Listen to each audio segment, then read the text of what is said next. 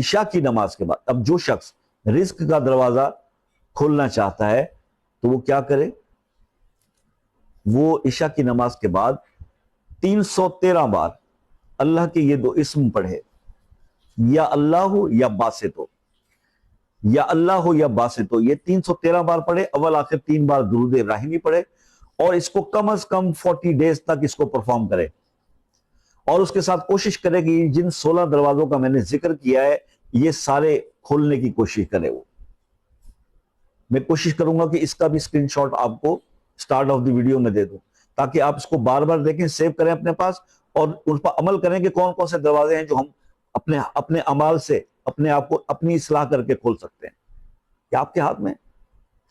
तो उसके बाद ये वजीफा 40 दिन तक आप परफॉर्म करें, इंशाअल्लाह आपके रिस्क में बेहतरी आएगी और आपके रिस्क के सारे दरवाजे खुलना शुरू हो जाएंगे। जैसे जैसे